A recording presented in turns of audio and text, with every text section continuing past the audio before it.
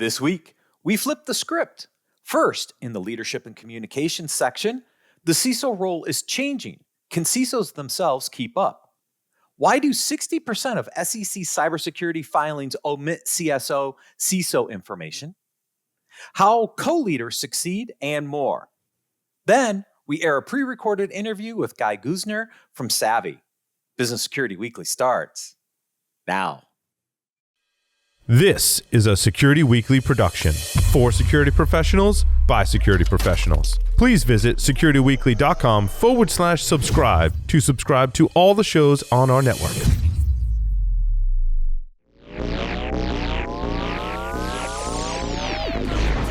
It's the show where we explore the business of security to improve the security of business. Your trusted source for actionable insights on leadership, communication, and innovation. Get ready for Business Security Weekly.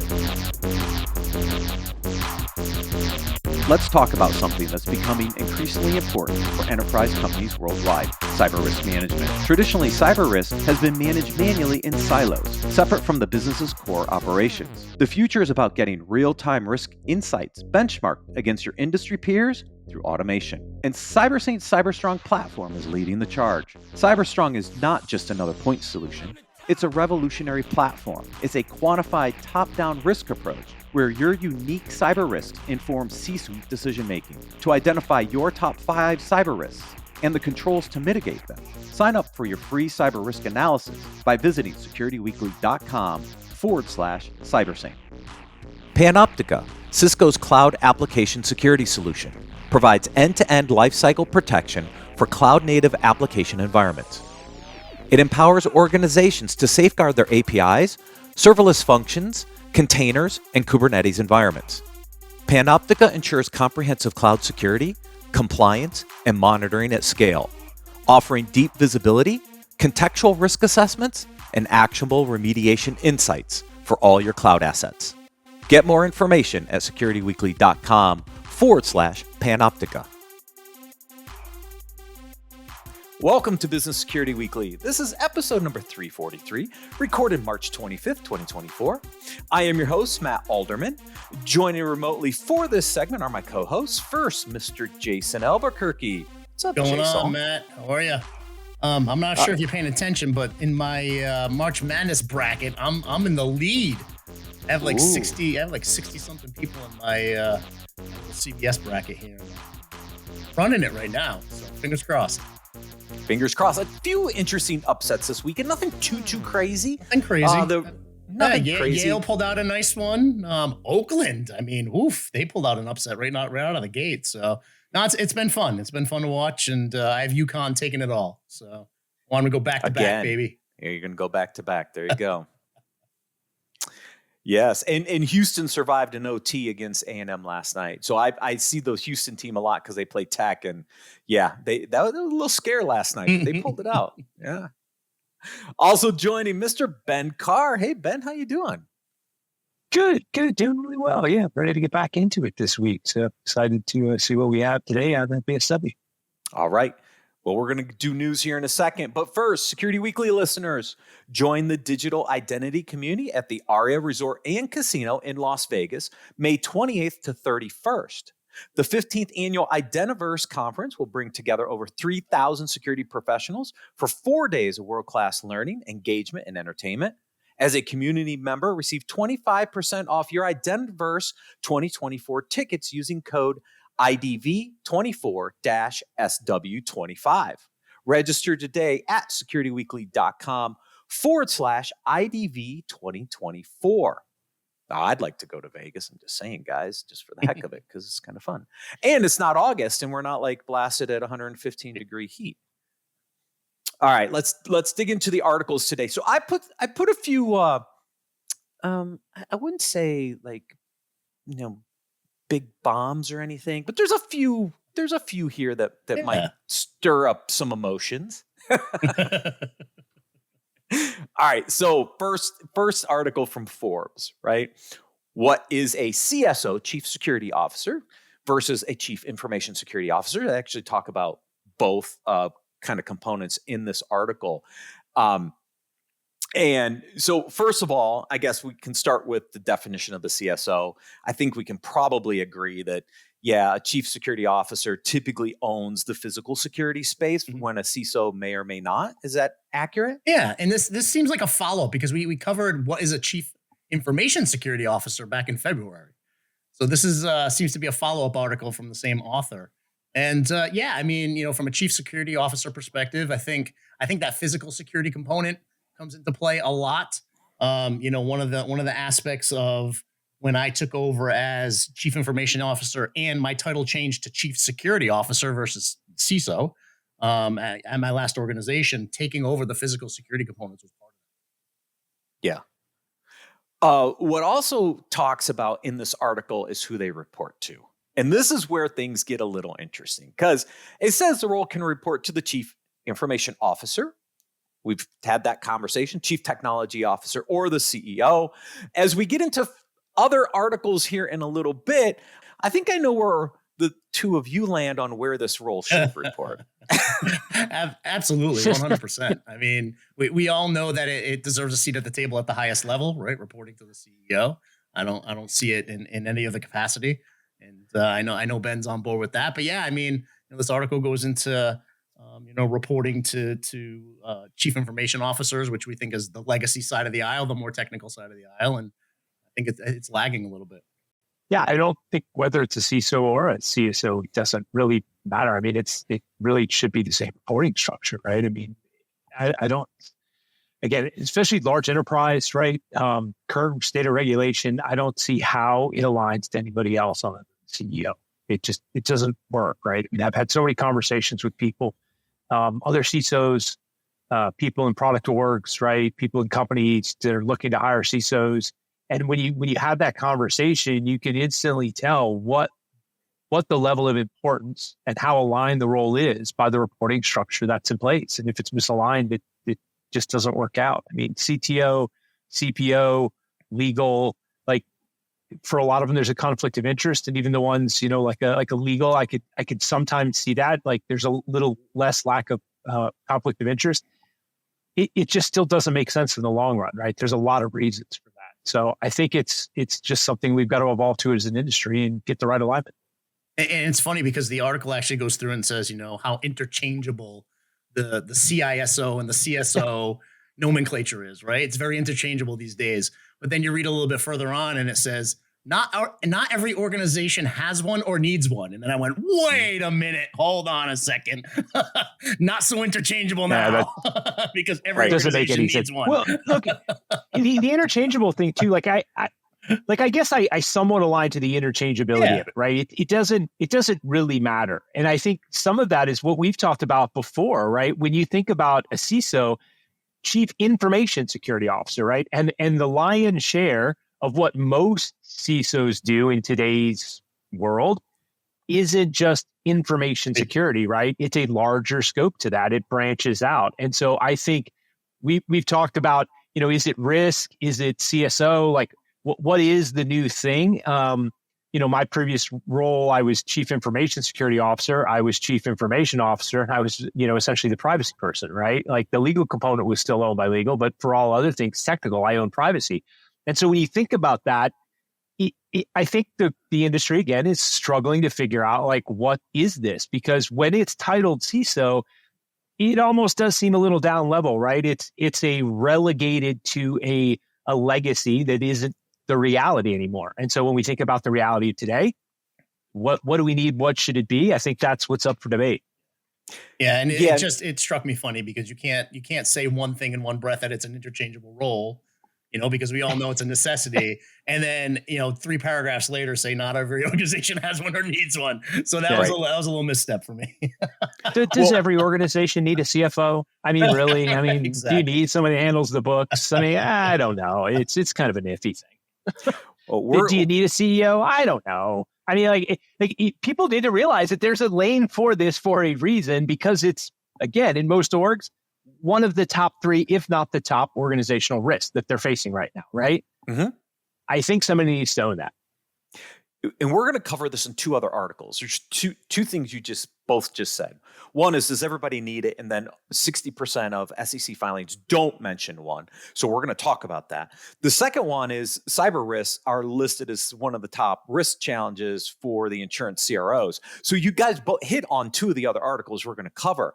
But also in this article, Ben, we talked about this last week around the average salary of a CISO and all the stuff that was flying on LinkedIn, right? And then this report, this is from Forbes, says the range is 101 to 204,000 with the median at 144,000. That goes back to the article we were debating last week and why everybody's like, there's no way the CISO average salary is $700,000+. Exactly it. So that it made me connect the dots because I'm like, I know we talked about this before. And I went back to the previous article where we talked about the CISO. And in the CSO article, it says many times the CISO can report up to the CSO. And then you look at the salary disparity and you check out the article. It actually says that in there. And I'm going, wait a minute. You're going to have a $300,000 to $700,000 salary reporting to $144,000 salary. Good luck with that. Okay. Yeah. Yeah. Yeah, there was another article I actually just looked at today, and it was referencing for the average American CISO wage is $128,908, and the average British is £88,000. I looked at that article and I said, yeah, there's no way. Like what that speaks to is there's a lot of people who have CISO titles who are not CISOs, right? Mm-hmm.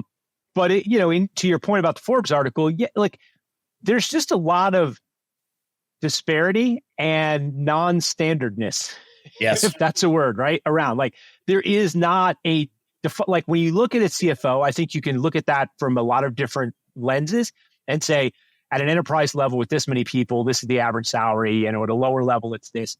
That doesn't apply for CISOs.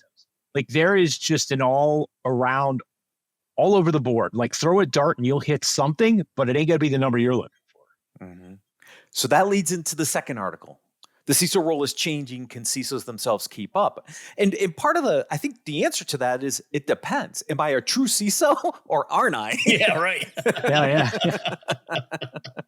True. Yeah. What category do you fit into? Yeah. I exactly. mean, this article had a lot of hot topics for me in it. I mean, it's pretty cool that they brought up that, 40% of all revenue for global 2000s in the next year is going to be driven by digital products and services. So, hey, you might want a CISO on your payroll. So, it's name an organization that doesn't have a footprint that needs security. Right. Like name one. Like it doesn't exist, right? Like one would call out Clorox. No, they obviously needed a CISO, right? Like they needed some good security because they had a breach that affected their production, right? Healthcare. No, you need a CISO, like ransomware, biggest threat to the industry right now. Change healthcare out, right? Like every industry needs a CISO. The most things that you think are legacy are going to have some type of OT infrastructure, right? That they need to protect because they're making a physical product, right? Their automation that goes on. Yeah. Hey, do you guys remember ad libs? Yeah, right? Mad totally. libs, like, back in the day, like that's almost what we need here is like the mad libs of CISO, like fill in a bunch of stuff. That's the kind of CISO you are, but it's all CISO, right? It's all CISO. Doesn't matter. Yeah. Well, this one also gets into a couple other things. It says it's not merely that CISOs should double as business people; they need to, right? We've been talking about this for 5+ years. It's a shall, not a should. Yeah. Right. Yeah. Yes, it's a shall. It talks about board and building relationships with the board and the executive team. Like, yep, we've been saying that. So, I mean, there's nothing new here. I think the 40% number is really interesting because the next article is going to highlight that 40% number again. Great. But from how many people actually said they have a CSO or CISO on board. So that's why do 60% of large companies not report in their 10Ks? And I'm not surprised by this article, guys, because we've covered this before, right? We've talked about how less than half of the Fortune 500 have a CISO on their leadership team. So now these 10Ks are starting to flow as part of the new SEC requirements. MSSP Alert, which is a Cyber Risk Alliance property, examined 2,178 of those 10Ks through March 15th. And only 41% of them mentioned a dedicated security executive, CSO or CISO, in those reports. Yeah. Yeah. And I love the fact, I mean, again, this is recent data, right? The date range was August 23rd of last year to March 15th of this year. So very, very recent data. And then I love the fact that they actually broke it down by vertical. And you know me, I put my stuff in order of priority, right? So I actually ordered these. And you look at the top players and it's services and communication and energy, they're up above 50%. But then when you go to the bottom, you're looking at mining, agriculture and forestry, manufacturing. That one blew my mind. Only 28% of manufacturing. That blew my mind right there. One of the lost data sets that I example all the time is manufacturing. Yep. There are actually a lot of top risks, and ransomware is one of the top in the manufacturing space. And to have only 28% of organizations with a dedicated security executive to deal with the top risk around ransomware is mind-blowing, Jason. And construction beat them out. Let's think about this for a second. Construction beat out manufacturing. They had 35%. Yeah, and the thing that amazes me about manufacturing, so if you think about like a high-tech industry or software, right? So Oracle, if something happens to Oracle, like, yes, there's shareholder loss of value, right? There's potential problems that emerge in the market. All that stuff is true, right? But what doesn't exist in a high-tech usually is loss of life, right? Or limb, right? Like there's not impact to that. But in a manufacturing environment, there's a high potential for loss of life or limb, right? If you're not managing your OT environment and making sure it's not trusted and secure, like the potential there for bad things to happen really quickly, it can go awry. And I'm really surprised that hasn't gotten more impact and coverage. And maybe it's because we haven't seen a massive incident, a boiler explodes and kills, 50 people. But when that happens, like, there's nobody going to be able to have blowback on that except the people who decided not to have a CISO. I mean, the other side for me is, I live up in the Northeast. I live in, where Navy Central used to be, right? So big, we have the Naval War College here. We have big manufacturing that are DoD contracts for our government. And I start thinking, Electric Boat is 20 minutes up the road from my house, right? They have billions of dollars of Navy contracts. So many of the manufacturing firms around here support Electric Boat. So it blows my mind. They're doing DoD level contract manufacturing. Think about that, right? Yeah. I get loss of life and limb, but let's talk about national security here for a hot minute. These manufacturers are supporting DoD companies, DoD manufacturers. They're supporting our government. They're supporting our military. Yeah, just think about the oversight of third-party risk and supply chain, right? Like the downstream impact of finding out, oh, crap, like we have something that's coming from an adversary that's embedded in the supply chain that's actually being used. And I think we saw that with the F-22 program, right? Yeah. Yeah. Yes, scary numbers, guys, but I'm not overly surprised. No. Like, I was not shocked that it was 41%, knowing that the Fortune 500 was already less than 50%. And as you go down market, it's less likely that you're going to have that dedicated resource. And that, to me, just screams why the SEC should have been a little more aggressive. Yeah. Yeah, like I agree with you. Like, I think that's why we all wanted the SEC to be more aggressive, right? Like, that's where I was like, when we look at board involvement, when we look at, number of CISOs out there, when we look at all the metrics that really matter, right? Because it's not number of vulnerabilities or how many threats you're avoiding. It's these higher level orders of like, what's the interest from a company perspective and the investors and making sure that things are being done right. Why aren't we doing that? I don't get it. It's a black hole that I can't put my finger on of why we don't have more interest than we do. Why we don't see more boards saying we need dedicated expertise. Why, on the board themselves, but also just in the organization, a button to seat who's responsible. I don't understand it. It boggles my mind. The article calls out that it's not a requirement to call out whether or not you have a CISO or a CSO, but why wouldn't you? I can't think of a reason why you wouldn't put it in the filing. So that just leads to the assumption you don't have one because I can't think of why you wouldn't put it in there. Yep. You know what I mean? Why wouldn't you include it? Yeah. And so that leads into the next article. Cybersecurity, artificial intelligence, and climate change risks are among the top concerns of insurance company chief risk officers, right? So it's not like we're not aware that cybersecurity is one of our top risks. The insurers are worried about it. We've talked about cybersecurity. I've got an interview coming up with a CISO around some cyber insurance stuff in a few weeks to dig into this topic a little more. But I mean, look, the insurers see this as a top risk. How can the rest of these boards not have a clue? Even if you're not breached and you're relying back on insurance for, fixing the problem, right? Addressing it from a remuneration side, your cost every year for the last several years have been going up on a cyber insurance side. So why does that not directly correlate back to, man, maybe if we brought in the right person and had the right program, we could lower premiums, right? We could get this down like to a manageable level. And insurance premiums for cyber, Jason, you could tell the story too, right? They're not low. No, we're not talking about a couple $1,000s you're saving, right? You're probably almost materially saving the cost of the CISO in getting the dang premiums down. Right. And I mean, at what point do insurance companies start requiring it and saying you need a security leader in your organization, right? But I mean, this wasn't a small like assessment. I mean, it was 68 insurance carriers over 15 countries. So they went out there and they did their diligence, and it was cybersecurity was top risk, not in just one category. It was top risk over the next 12 months. It was top risk for the board of directors, and it was top risk for the next 3 years. In this article, it highlighted 3 different areas of cybersecurity, won out everything else. So given all this, Jason and Matt, I'm interested in your thought on this. So do you think we'll see a time in the short term where we'll see somebody's annual meeting, like somebody stand up and ask, why the hell don't you have a CISO? Will that, we talk about materiality and the average investor, but I have to imagine there is a level of more educated investor, especially on, when you think about large investments, right?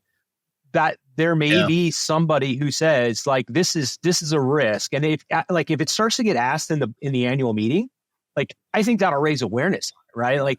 Holy crap, this is a concern. I think we're starting to hit a tipping point. And I only say it because I've seen it in a few instances where, all right, let's say you have an equity company, right? And they have a portfolio of, let's say, 20 companies that they own equity in. I'm starting to see these equity companies actually do cyber risk assessments against their entire portfolio and start pushing that down to the point where, as a vendor, as a consulting company, we're coming in and we're dealing with maybe one of those companies that are within equity. And now they're introducing us to all the rest because we're helping them drive down risk, right? So I'm starting to see it come from equity and pushing that down, saying, do you have a security leader? Do you have a business partner that you can work with? If you don't, to be that, virtual CISO or, the hired hand to come in there and help out. So I'm starting to see it come down from that level. Yes. Well, we do too, because we have a bunch of partners on our software that are actually using us to do those assessments. So we're definitely seeing it from some of the equity side.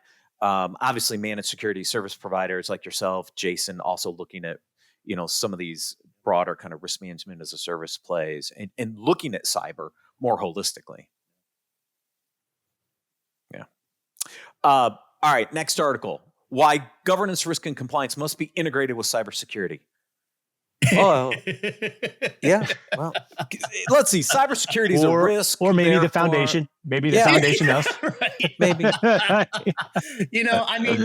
problem that we see, especially in larger companies, is that there's all these little fiefdoms, and nobody wants to give up the fiefdom. In order for it to be successful, you need cyber risk to be integrated into enterprise risk, to operational risk, to third-party risk, to governance and compliance. You need that. And when you're controlling these little fiefdoms, it makes it hard. So I think it's more of a political issue than anything, to be honest with you. So I'll challenge that a bit, right? So I don't disagree with you on there's politics involved here. But I think also what comes in, I described this before as the shiny ball syndrome, right? So there's a cat, it's chasing a shiny ball, and every time a new shiny ball comes around, it tilts its direction that way, right?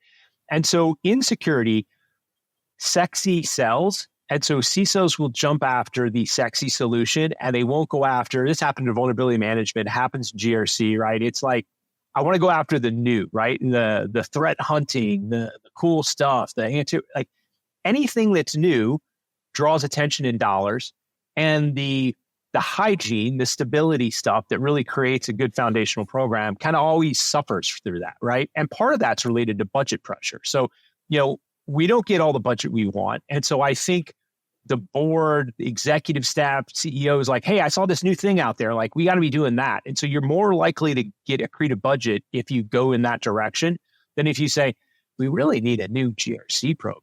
Like, our existing thing is on Excel spreadsheets. And they're like, yeah, but it's working. Like, why am I investing $1 million in a GRC package? Like, I see you smiling, Jason, but like, because is that a line? To me, that leans toward the maturity of the CISO themselves. Because if they're going in having a business conversation, they're going to be talking about how they're going to mitigate risk, right? And then how they're going to enable the business by doing that. And it doesn't necessarily mean you need this, shiny, blinky light of a GRC platform. It means integrate cybersecurity into your overall risk management. It's the integration of the programs together, right? Yeah, versus the platform that you're managing it with. I would also posit that most people's GRC outside of this isn't done amazingly well. Exactly. Right? Well, let me give you another one. The CISO doesn't necessarily own the GRC program in most organizations either, right? So back to your point a little bit, Jason, is it's a little bit of political infighting in some respects, right? I mean, deals we're working on, right? I can tell you right now, we have 3 or 4 different teams engaged because somebody owns a control program for compliance. Somebody owns a risk program. The CISO needs to quantify risk to report to the board, and on and on and on, right? So having built a GRC, having tried to fix one, I don't want to build another GRC. Right? There's certain things like I just don't care about, Jason. I don't care about policy management or ESG and stuff, but that's what I was gonna say. I don't want to build an asset management system either, but like in the staring into the black void, I've got to do it, right? And that's where I'm like a very large mature organizations like a Visa, Citibank, those kind of guys. They've got really good GRC programs that operate like in true corporate GRC, right? And it makes a ton of sense to integrate into that.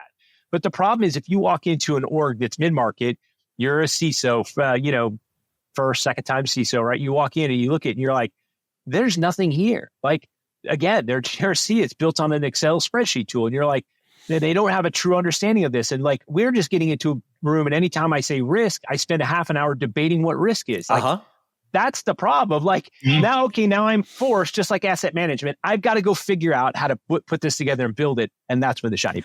The best paragraph in this entire, it's actually a sentence. And I'm going to read it because this is exactly the challenge. For cybersecurity to become integrated into the GRC framework, organizations must navigate the evolving cyber threat landscape while quantifying cyber risks, ensuring cyber risk management aligns with broader GRC objectives and meeting compliance requirements. What is the objective? It's to reduce risk. And so if you're not aligning it to the risks in your GRC program, and this is where most GRC programs fall down, by the way, big G, little r, big C, they don't have a very mature risk program to align cyber risk to. And that's why you're seeing in so many instances the CISO is having the risk conversation. And then, we've always led, like, I think to your point, like risk. we need to lead with risk, right? And we've always led with either compliance or with this governance. But if you don't know risk, what are you governing? And if you don't know risk, what are you complying with? Like, you can say you're complying with a compliance standard, but ultimately, like, you should be doing that because there's a risk tolerance related to that, right? But again, that's you start seeing more and more CISOs expanding their risk management within the organization. I got to a point where I was dealing with facility risk. Think about that. Buildings. I was dealing with organizations don't even have security, buildings, right? And facility risk. Because I was able to have the risk management conversation, bring in the facility stakeholders, sit down with the other C-level executives, and talk about the risk. Well, again, we talked the previous article, right? Like, what's a CISO, CSO, that kind of thing. Like, when you look at it, like, we spend a lot of our time working outside of what I would call typical CISO activities, right? I walked into an organization one time and I walked around to I had to come in the back door because of parking. And when I came in the back door, I noticed to the left, there was a red e-stop button. Okay, what's that for? Well, that was for the fire department to shut off power to the building in the case of a fire. the entire building, including the data center. Yeah. Like a button without a lock on it, just sitting there that anybody could walk up and press. Like that's not a CISO problem. That's a holy crap problem. And that's the same door that the people left when they were getting offboarded from the company, right? Yeah, exactly. Don't brush against that button on the way out. Right. Yep. Don't do it. All right. Last article. I had to put this article in. How co-leaders succeed or don't succeed. Yeah. So anybody who knows my history will know what I'm talking about. But Yep. co-leadership can result in more creative and strategic problem solving and wiser decision making. However, it can also lead to organizational misalignment, inertia, and confusion, which has been my experience with co-leadership. I will say stay the hell away from co-leadership at every angle you possibly can. Right? I mean, there is one surefire way for co-leaders to succeed. One of the co-leaders needs to leave. Yes, right. Exactly. Right. Welcome to my example. Yeah. I just listen. At the end of the day, here's my philosophy. Now, if this is something that's pushed down upon you from leadership from above, you're going to go co-lead this business unit. The first thing that would come into my brain is, why do you not have the confidence in me to lead it by myself?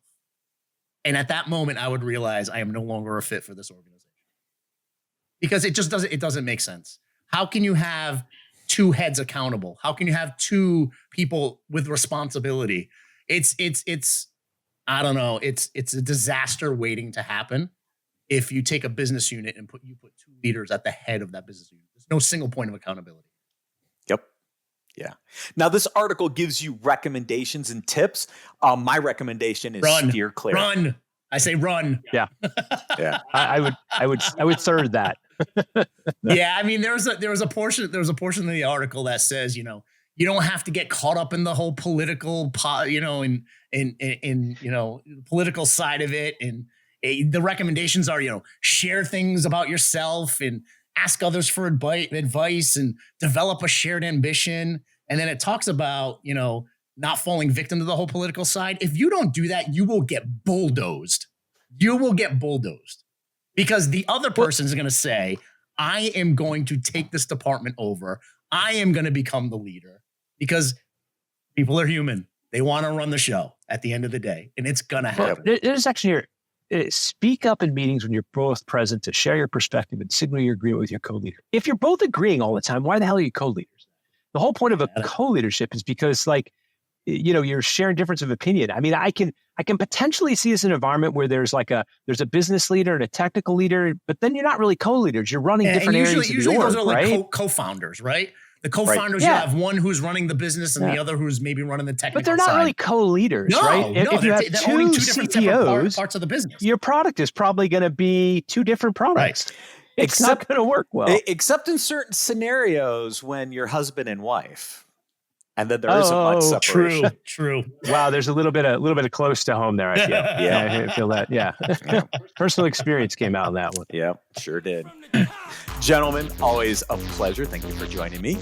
We're going to take a quick break and then air our pre-recorded interview with Guy Gusner from Savvy.